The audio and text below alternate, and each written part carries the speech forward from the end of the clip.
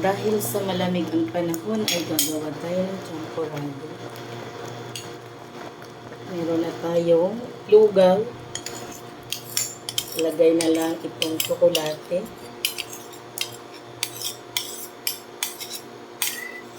Grabe, yung tsokolate po na yan ay 5 kutsara. Ilagay natin.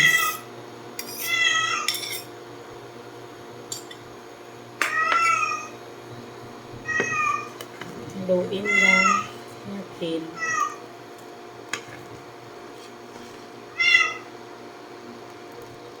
Lagay ako dito sa para masimot natin yung mga tsokolate.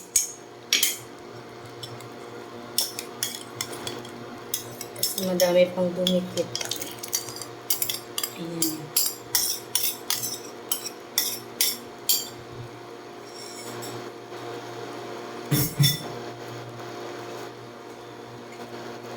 Tayo natin ulit kumulo.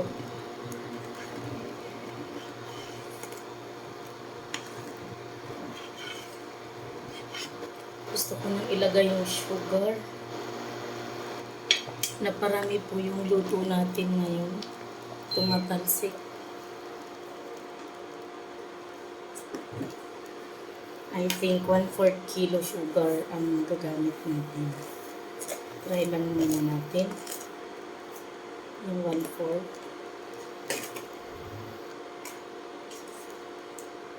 Kung magiging matamis na siya, di okay na yung 1/4.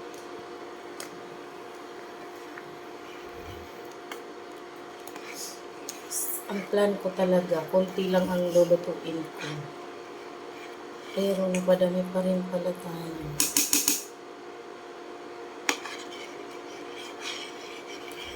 Tumidikit yung mga tsokolate sa ilalim, kaya kailangan natin haluin. Keep on halo.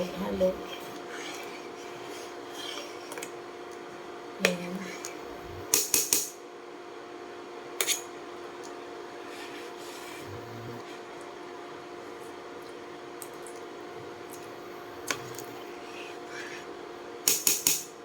Kulang pa siya sa tamis, matabang.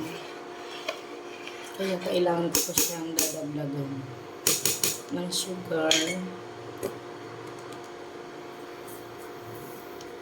Marami talaga akong naluto. Baka yung sugar ko ay more than 1/2. Ay more than 1/4.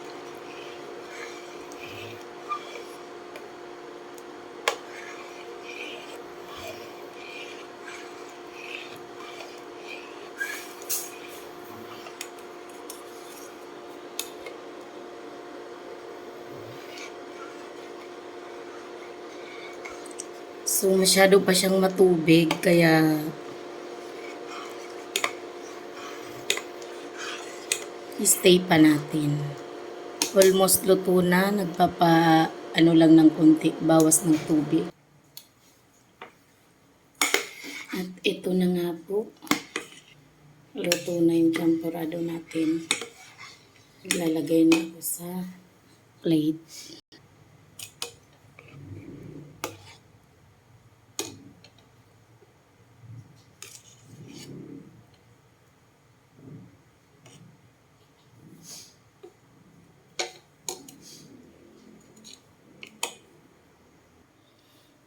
Para makakain na tayo, maglagay na tayo ng gatas.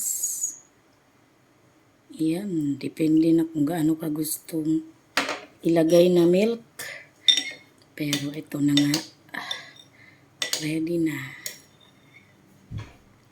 yung ating champorado.